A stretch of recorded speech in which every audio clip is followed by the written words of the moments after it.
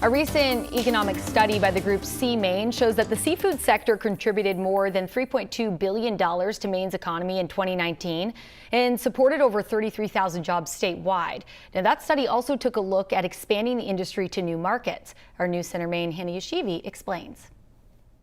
The restaurant and seafood market called Fisherman's Net in Brunswick is a good example of how Maine's seafood industry is expanding into our multicultural markets, especially our Vietnamese and Cambodian populations.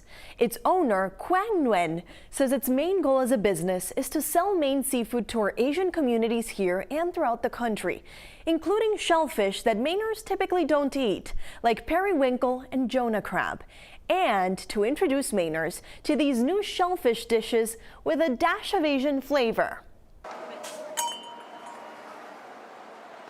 So right here we have got some whelk. These are the byproduct in the lobster trap that people usually throw away. But these are really good eat, and we can cook many good stuff with it. These are the periwinkle I mentioned about. These are really good side. There's many Vietnamese and Cambodian eating these.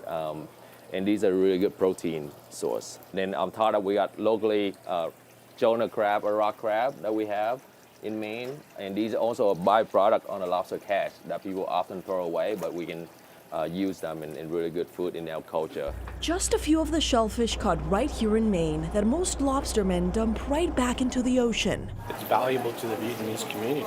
In 2019, Tae Chung from the Maine State Chamber of Commerce did a study on how our multicultural populations could have a better impact on our seafood market. It's a pound and a half. Just to demonstrate that people of color, because they eat so much more seafood per capita than the average Mainer.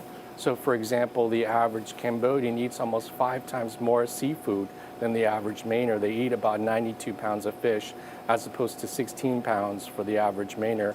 And in the Vietnamese community, they eat 83 pounds of fish. So Chung says it's an opportunity for Maine's seafood industry to target them and grow. That's where Quang comes in handy. For Vietnamese and Cambodian culture, we want a whole fish. We want, tilapia. We want the grouper and all of that. That's very typical in our traditional meal. And a lot of times that people have to travel elsewhere to get some of those. Chung's study found there's about 5,000 Cambodians and Vietnamese people living in southern Maine. Many, if not most of them, rely on our neighbor Massachusetts to fulfill their traditional and primary source of protein, seafood.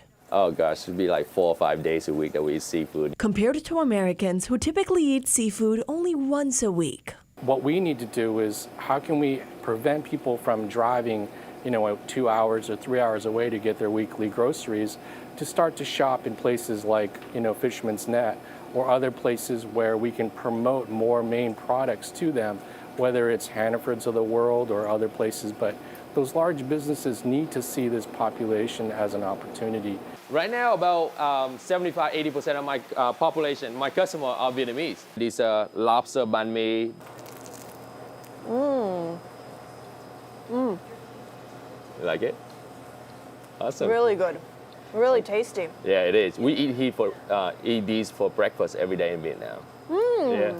If we can promote seafood and multicultural seafood diets, it's going to help to normalize this new palate for everyone, and that's what's going to help drive our industry.